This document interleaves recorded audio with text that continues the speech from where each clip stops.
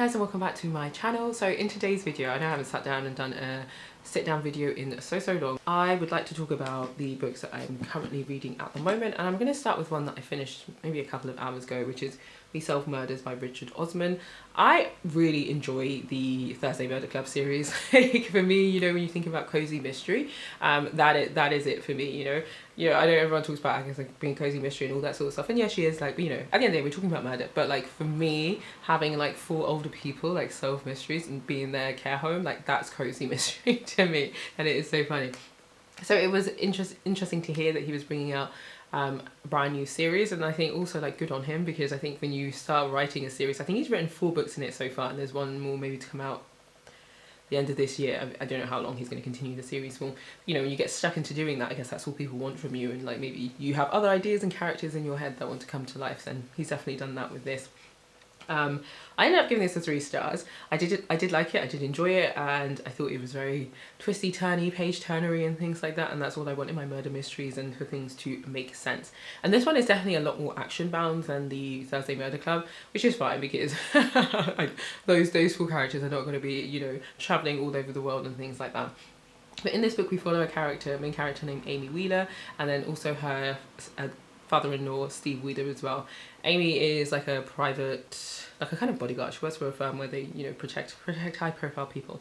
And Steve, her father-in-law, is retired. He used to work in the police. He has a very set life now, where he lives in this like small village, doesn't really go any further than anywhere else, and all these sorts of things, you know, just a very kind of small contained life, and that's the way he likes it. And then, you know, he has his daughter-in-law who is like, you know, I wouldn't say out like solving crimes or anything like that, or action-packed life, but you know, she does protect people. This book starts out with Amy on a private island. She has been hired to protect a author who has had some death threats made against her because she wrote about a Russian kind of murder guy, I don't know, in the book, and basically described him really badly, and now he's put a hit out on her. So love that for her. And this woman, they say, is about 80, so again, love that for her. And it quickly becomes apparent that actually Amy's life is in danger, and it's really I mean, this book is about 400 pages long, right? Yeah, it's 440 pages long, and we basically go from, I can't remember where the island is that the woman is in, but we go to like St. Lucia, we go to Dublin, we go to Dubai, we go back to England, and what is basically apparent is someone is trying to frame Amy for some murders that have taken place. And what I like about this book is there is the inclusion of ChatGPT in this book, there is the inclusion of influencers in this book, there's just the inclusion of like film stars, and I guess just poking fun at the madness of just having so many films in a series. Like in this book it's called like Rampage 8, but it very much makes you think of things like Mission Impossible or like Fast and Furious, where there's just so many of them, and you're just like, is this really necessary? Is it necessary? So yeah, it does take you on a like nice windy road, but the main premise is the fact that Amy is being framed for some murders, and we don't know why. And there's like there's a couple of like different characters who you think might be framing her, and there's, you know, this kind of hierarchy of, you know, who hires the hitmen and who is the kind of like kingpin on top and things like that. What I will say is I quickly just let all the characters that were kind of like, you know, either hired to kill or were in the kind of killing business and whatever bits, that I let that wash over me, because for me ultimately it really didn't matter. What mattered was obviously like, was Amy going to get away, and like how were her and Steve going to solve it. What's really nice about this book is Amy and Rosie, the author she's protected, like have a very nice relationship, even though they've just met, because Rosie is so sharp-witted and so funny. And then Steve, her father-in-law, because he's so set in his ways and there are just things he won't do, that also makes it really funny, their relationship, also his relationship with Rosie. And a lot of this is like private jets, kind of sweet-talking people, but in the Steve kind of sweet-talking way. And then just also talking about like kind of dealing with grief and like how that kind of shapes your life as well. I will say, yeah, it's very fast paced, but I didn't ever think that anything wasn't too believable, because there's loads of money floating around in this book. There's a lot of private jets, there's a lot of staying in fancy hotels, and that aspect is all covered nicely because there's, you know, we have Rosie who earns all the money. But yeah, I just thought it was really nice, the kind of relationships the different characters had, and it was just a really fun book to read, just bits where you're like laughing or like chuckling to yourself. And yeah, like I say, with all these things, it made sense to me, which is the main thing. But yeah, when we finally find out kind of who people are and their position in it, I'm like, oh, okay, cool, like, cool. I'm glad I didn't, like, you know, waste my time, like, trying to think about who's this and who's that. The one thing I did do, because I kept thinking, maybe this, is there are 2 names in here, and I'm like, maybe they're an anagram of something else, because I think that's quite common in the Anthony Horowitz one. So I was, like, trying to actively participate and be like, oh, is this an anagram of something else? It wasn't. But yeah, I clocked towards the end who our kind of, like, main person was, and who he might be working with a little bit earlier on, but otherwise I wasn't 100% sure, and I wasn't actively trying to solve it. But I did enjoy this. I will definitely pick up the next one in the series when it comes out, and at some point I have to get myself Netflix so I can watch the, like, Thursday Murder Club season 1, because I need to watch it so badly. Okay, we are back. A quick battery change and some refuel for myself, but let's carry on. Another book that I'm reading, and I've been reading it on my Kindle, because when I was away on holiday, I did end up taking like 2 books with me, maybe 3, but I quickly finished those books and was just like, I have run out of options. I always knew, like, there were some NetGalley arcs that I hadn't gotten around to. So the first one that I'm 72 or 73% of the way through is Conversations on Love. Let me tell you, I'm enjoying this book so much. It reminds me of another book, which is, I think, like, I'll put the cover here or something like that. That book is by a therapist who is talking about kind of maybe, like, I think she's just kind of amalgamated kind of similar clients together to illustrate different things that she sees come up in her practice. This book is quite different. I'm not sure the background of the author, but this is a collection of essays, and so she interviews different people and they talk about, like, different aspects of love. So a lot of it in the beginning is about romantic love, but then I think there's a essay by Lemon Sissay, which is talking about kind of familial love, and we're talking here also about the most recent bit. We've got kind of things to do with siblings, so that love that exists between siblings. It's one of the most loveliest bits, because I just think, yeah, it's just something so different. And then there's something else in there, but it is so far for me been a really, like, tender, wonderful exploration of love, and I just love. And in there she also interviews Esther Perel, which, if you don't know who Esther Perel is and you've never listened to her podcast, I would highly recommend you do, because I think she is just a wonderful person, and I love the way she kind of explores and talks about relationships, especially romantic relationships. I actually stopped listening to her podcast because I just found it so overwhelming, the kind of, like, huge expanse of love and just the different scenarios and things that people were going through. It also very much reminds me of the oh, I need to put it up here again. It was like the New York Times stories about love and things like that. Again, absolutely loved it, but I found every single time I listened to, like, an episode, I was so emotional after, and I was like, I can't keep myself through this. But this book is absolutely great. At times it felt like, for me, I had to, like, stop and pause at times, because I felt like I was just in a point where, when I was reading it, in a point where something not so great had happened to me, and it wasn't even, like, for me, the kind of, like, love aspect of it, but I think when you roll it into, like, the larger grand scheme of things, I was like, whoa, this book is, like, really deep. What I like about this book is a lot of the things she talks about, sometimes I'm like, do I agree with that? Like, and it really kind of forces me to kind of challenge my beliefs, or just think, I don't agree with that, and I'm like, you know, you can just take things or you can leave things. And I think for me that's what's really important when you read a book like this, that you do not take everything in this book as gospel, because you still have to feel about, like, what is true for you. But actually, when things do challenge your view, like, it's so good to, like, question that and think, like, where is this coming from? And yeah, I think the kind of, I guess, benefit of this book is, you know, she's talking to a lot of people who are in or have been in, like, long-term relationships. So they are able to, like, look back and offer, I guess, some sort of kind of clarity, whilst, you know, still being in that kind of relationship. And then also she has talked to people who have been divorced, who have had partners leave them and things like that. But I think the kind of, like, nice feeling that I always, like, get from this book isn't that, like, it's all like you just have to love your partner and everything will be fine. There is a quote, she quotes from someone in there, and I cannot remember. If I can remember, I'll put it across the screen. But it is about, like, seeing the person that you are with, like, in their full, like, light. And that means also seeing the parts of them that are bad. And I think sometimes, just as people, we want to shy away from the fact that, like, the people we love have bad qualities.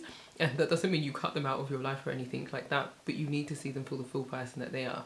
And I think there's also another bit, either it's a quote or someone else talks about it, that you have to take people off a pedestal, because a lot of us want to idealize, like, our romantic person and things like that, and it's like, you cannot idealize them. You have to see them as someone who is also flawed, because people want to be seen. They don't always want to be told that they're great and amazing and things like that. They also want to be seen for their flaws and all of their bad parts and still be loved. So I think it is like a really kind of powerful book, but yeah, it sometimes just feels like very emotionally overwhelming, and I think that's fine, because then you can step back from it and be like, wow, this book is like making me feel something and I'm connecting with it in some way. So really enjoying it, even if I do find it very hard-hitting at times. Another book that I'm currently reading is Orbital by Samantha Harvey. This is the winner of the Booker Prize, I believe, last year. I mentioned in the blog that I put up recently that I've read something else by Samantha Harvey, so I was really intrigued just to see what her fiction looked like. I'm on page 38 of this, and it has been really nice so far. It's a bit slow going in my opinion, and I'm always unsure about whether if I like books that are set in space. I think because was it earlier this year? But yeah, when I read books now that I like set in space, I think back to like the Becky Chambers kind of series, and then I read another, I think it's a trilogy, it might be a series, I'm not sure if the author has another book coming out. So I just think back to those books, and then I feel like, oh, maybe I'm a bit tired of books that are set in space, but this feels a little bit different. So I am going to persevere with that. I actually stopped reading that to read We Solve Murders, because I was like, I'm just so excited for We Solve Murders, but this is what I'm going to get back into next. And another book that I feel like I've talked about maybe in 2 of my vlogs, because I haven't put up any other videos, and still haven't like finished, even though I've made a little bit of progress on it. I'm on page 58 on this, is this hardback, which is On Our Best Behaviour, the Price Women Pay to Be Good. And this is set around the 7 deadly sins. So it's talking about women and, you know, the 7 deadly sins, and how we can, I think, perhaps connect more with those, or how those sins have been used to kind of control us, and how women, you know, control themselves firstly, and then how they're controlled by society and also patriarchy. So yeah, so far it hasn't been too bad, but yeah, I'm just not like that drawn to like keep on going back to it, but I do want to finish it, I do want to read it. I think we've already covered the first sin. Yeah, so I'm on the sin of envy now. This one was sloth, so it's, you know, a lot of it talks about kind of childcare, caring for the home, being at work and all of those things, and just like all of those pressures that women, like, you know, face in all of those areas, and how, you know, in some of those cases, especially when it comes to childcare or taking care of the home and housework and things like that, the men are just like not expected to put in as much effort as women are, and how, you know, then on top of that, women don't want to seem like they don't have their shit together, so then they perpetuate this kind of idea that they have to be doing everything. So yeah, so far so good. So the final book for me to talk about is this one, If We Were Villains by M.L. Rio. I feel like I want to say I found this out on Goodreads, and again, when I was away on holiday, I was like, I've run out of books. Let me look at my to-read list and see what I can buy on my Kindle. And like, this sounded good to me. I want to say it's kind of comped with If We Were Liars, but I'm not sure if I'm just making that up in my head because it has a similar title. Yeah, I think I'm just making that up because I just looked it up. And I think for me, like when I first like kind of read over the blurb, it was like, it sounded a little bit to me like a cross between like A Little Life, but I don't know why I'm thinking that. I'm thinking because it's just like kind of focused around like a cool group of central characters. These are 7, not 4 characters. And then a bit of like a little murder mystery, because the main character has served 10 years in jail, but on the day he's released, he's greeted by the man who put him in prison, the detective. The detective is retiring, but before he does, he really wants to know what happened a decade ago. Which to me I find very funny, because if you're a detective or a police person and you put someone behind jail and you think that the person didn't do it, like I'm kind of like, you obviously didn't do your job. Like, okay, if that person doesn't like stand up for themselves or like is covering for someone else, but I'm just surely part of your role is to actually then find out what actually happened and who did it, not after the person's out of jail then be like, okay, so tell me what really happened. I'm just like, what have you been doing for 10 years, sir? So this takes place in a school, and it's a group of young actors who are studying Shakespeare at an elite art college. And I'm 58% of the way through, which I didn't actually realise, because now I'm thinking about it, I feel like not much has happened for me to be more than halfway through the book. A lot of the book has been talking about their time at the school, and there's so many quotes from Shakespeare, which I feel like I should have expected, but I just thought it was going to be, you know, obviously that was the basis, we knew that was the basis. I didn't know that we were going to have so many, so many aspects of the plays quoted at us. Like, we legit follow the characters as they go through like Caesar, as they perform Macbeth, and you know, they just talk about like the different costumes that people are wearing. I think it is really cute actually if you do like Shakespeare and you're like really into it. I think this is like really cute in that aspect. I don't find it annoying, I just didn't really expect that I would have to read so much of Shakespeare. So in terms of the way the book is split, it is split in the past when they're talking about their time at the school and when, you know, the act that Oliver goes to prison for gets committed, and now we're in the also in the present day, so it switches between the two. And in the present day we are now at the point where Oliver is back at the school, and I think he might have just gone back to visit the lake with the detective. The thing is with this book, and I think it's always so hard with kind of books where people are murdered, when the character that has been murdered is a dickhead, you're kind of just like, do we care? But obviously we care because there are other people in his life that loved him and cared for him. But when the character is Billy, you're just a bit like... So I think for me that really takes away from the kind of wanting to find out why, because you're just a bit like, well, maybe I deserved it. Usually I feel like in other murder mysteries the victim is usually someone who's quite like innocent, or just hasn't done something that the character wants them to do. They're not actively sometimes really horrible people. But yeah, in this, like, the character who died was absolutely awful. So yeah, I don't have much to say about it because I honestly don't feel like that much has happened. We have just spent a lot of time with them in school, kind of with their friendships and stuff like that, and how like the group is formed and things like that. So yeah, I usually don't read like 3 fiction books at the same time. But up until this morning when I finished We Solve Murders, I was reading We Solve Murders, Orbital and If We Were Villains. So now I just need to pick between the two and finish one of them and finish one of my non-fiction reads, because I have a non-fiction read that I'm so excited to read. I'll just grab it. So I am so excited to read this. This is What My Bones Know by Stephanie Fu, a memoir of healing from complex trauma. I want to say that I found out about this book from that latest Gabor Mate book that he wrote with his son. I'm sure he references this book or talks about this author, and when I read up about the book and how, I was like, I need to read this, it's time. But maybe I'll talk more about this in another video. But a very long story short, it says, by the age of 30, Stephanie Fu was successful on paper with a dream job and a loving boyfriend, but behind her office door she was having panic attacks which eventually led to a diagnosis of complex PTSD, a condition that occurs when trauma happens continuously over a period of years. She thought she'd moved on from her abusive childhood, but her new diagnosis illuminated the way her past continued to threaten her health, relationships and career. She found limited resources to help her, so Fu set out to heal herself. I honestly just cannot wait to read this. I'm just like, after I read there's another book that I read that focuses on complex post-traumatic stress disorder. I was just like, okay, it's making me want to like finally like kind of look at books that like talk about this. And yeah, because this is a memoir, I thought this would be quite a nice way to explore it. The other book, I'm gonna say the book is called A Flat Place, and I think I read it as part of the Jalac Prize, and that one actually was really good because it was exploring it through nature writing. Again, in a kind of memoir style, but it wasn't quite linear, and that wasn't the main focus of the book. But again, it was something definitely very interesting. So yes, I was on the reservation list for this for quite a while, and then I missed the pickup for it.